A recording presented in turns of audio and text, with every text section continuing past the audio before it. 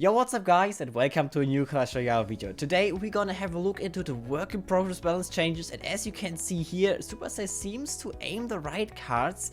Keep in mind, work in progress balance changes means that you can vote for the next balances. So if you don't agree with something, or if you totally agree with something, drop this down in the comments. I will definitely read it. If you type something into it, I will hand it to Supercell as well. So comment your thoughts and let's jump into it. And if you want to support this content, don't forget creator code Tryaz and all Supercell games for free in the shop. Thank you very much. So let's go with our first card, and this is the Evo Goblin Giant. The Evo Goblin Giant was really strong in the last time, and it definitely deserves a nerf. We've seen a lot of strong decks here. Evo Packer with Evo Goblin Giant and destroying everything. The nerf is totally deserved. What's going to be changed here? That's a good question. It's the Goblin spawn interval. It will get a nerf by 20%, which means that the goblins take 0.3 seconds longer until they spawn. So the gap between the first and the second and the third and the next goblin will always be increased by 0.3 seconds. That's a change. I think it's a good one. Let me know what you think about it. Yeah, the second card is the Evo Snowball, and this card gets a buff. As you recognize probably, the Evo Snowball was really bad since its release, so it definitely deserves a buff. In my opinion, I would have made it a one card cycle, but that's not the case. The Evo Snowball will get a 13% buff on its roll distance.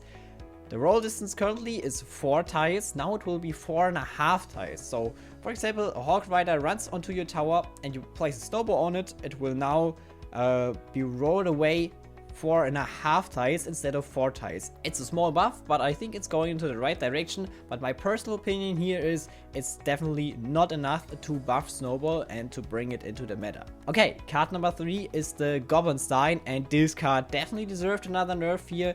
I guess it's the champion with the highest use rate, and yeah, obviously because this champion is so broken, especially the 2 elixir ability demolished everything. What is going to be changed here? The change is not for the doctor or the ability itself.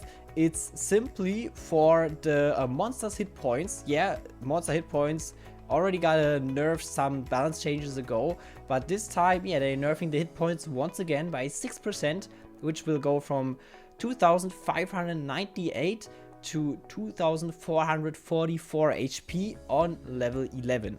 So great change in my opinion. Let's see if the card will still be playable. I think so.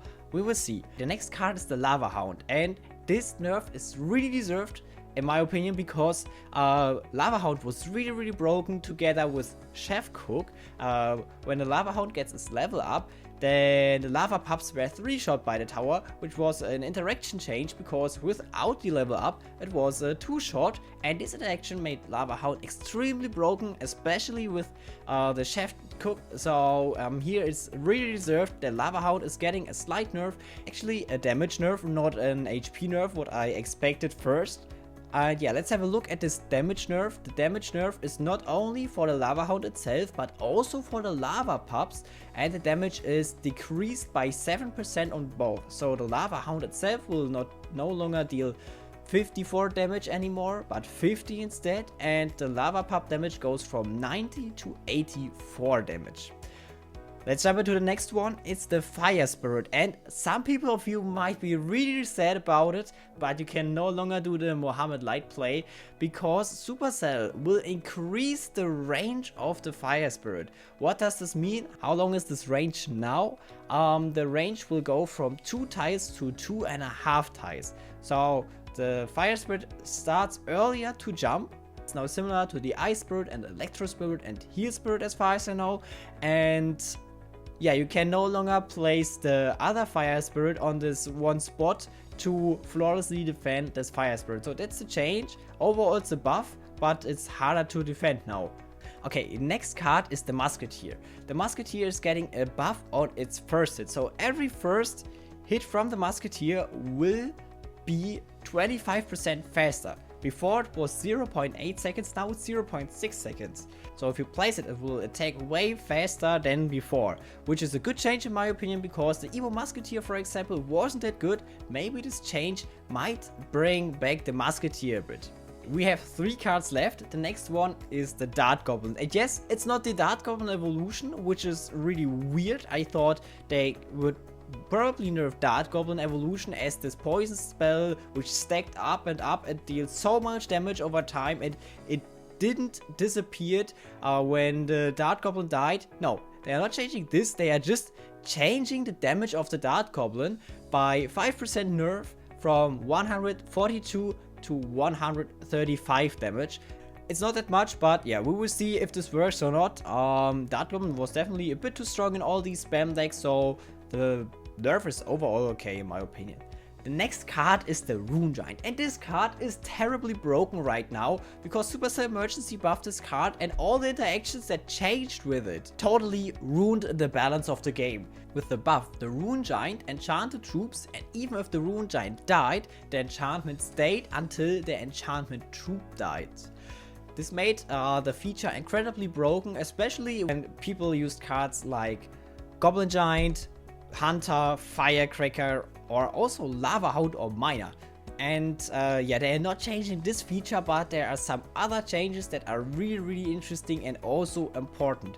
So what's going to be nerfed here? It's the balance interactions with multiple projectiles and attached characters. What does this mean? Basically means that cards like Firecracker, Hunter, but also cards like Goblin Giant are getting a nerf here, as the damage is divided through the projectile amount a troop has. So for example, if you play a Goblin Giant, then every bonus damage will only be 33% of it. So it's divided on the Giant, the Spear Goblin, and the other Spear Goblin. So the overall bonus damage is the same to any other troop, but for the single target of the Goblin Giant, it's less. Same for the Firecracker and the Hunter, same as the Ram Rider for example. This is a great nerf and makes the broken cards that are combined with the Rune Giant definitely not that overpowered anymore, and I'm happy to see this change. I don't know if this is enough, we will see this, but first of all, in my opinion, the right way into the right direction. And we have one last card, and yeah, I don't know if you recognize it, but there is the Chef Tower. And of course, this tower troop is incredibly broken. I think it's the tower that's used the most, especially when you are playing decks like Lava Hound, P.E.K.K.A, Goblin Giant, and yeah, all these tanky decks, but also sometimes cheaper decks. The tower is so broken, and now this tower is getting a huge nerf. Overall, 3 different nerfs. The first nerf is the hit speed. The hit speed is already slower than the Princess Tower one, but now it will be decreased by 0.1 second again. So it goes from 0.9 seconds to an entire second, which means that the pancake thing takes 1 second until he can throw the next one. This is the first nerf. It's 11% by the way. The next one is that it cooks slower when a tower is destroyed. This will now be changed, so it will take longer when you only have one single tower left. So this is a drastic nerf, but the most important one, and this change includes the buff threshold. This could be a buff or a nerf.